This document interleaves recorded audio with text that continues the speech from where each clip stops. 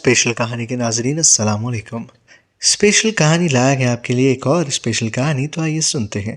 مرنے سے پہلے 3 بچوں کی بیوہ ماں کو میں نے خودکشی سے بہت روکا۔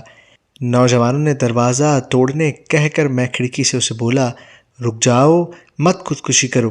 اس نے کہا، کھانا لائے ہو؟ میں نے کہا، زندگی سے ہارنا بزدلی ہے۔ اس نے کہا، میرے بچے کئی روز کے بھوکے ہیں۔ میں نے کہا، روٹی کا ضامن اللہ ہے۔ اس نے کہا، اللہ کہاں ہے؟ وہ بچوں کے لیے روٹی لایا ہے۔ اس نے کہا، کیا اللہ بھوکوں کے بھی ساتھ ہوتا ہے؟ میں نے کہا، زندگی بہت خوبصورت ہے۔ اس نے کہا، جب بھوکے بچوں کی چیخیں سماعتوں سے ٹکراتی رہیں تو زندگی بدصورت بن جاتی ہے۔ میں نے کہا، دیکھو خودکشی حرام ہے۔ اس نے کہا، جب زندگی حرام ہو جائے تو خودکشی حلال ہو جاتی ہے۔ اور پھر وہ پنکھے کے ساتھ لٹک گئی، جبکہ اس پنکھے کی ایک ساتھ بھی دینا بھی باقی تھی۔ تیسرے پہ اس کے 3 بچوں نے بعد مدت کے رج کی روٹی کھائی۔ تب مجھے مارکس کی کہاوت یاد آئی کہ جب پیٹ خالی ہو تو زندگی کا کوئی فلسفہ اثر نہیں کرتا۔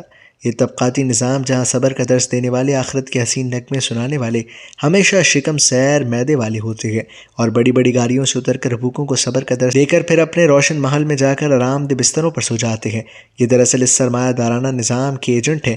جب تک یہ بھوکے رہیں گے ان کے تخت قائم رہیں گے۔ جب ان بھوکوں نے آنکھ کھولی تو یہ تخت و تاج اچھالے جائیں گے۔ بھوکوں کو فلسفہ نہیں، روٹی چاہیے۔ یاد رکھو، یہ خودکشی نہیں، قتل ہے، قتل۔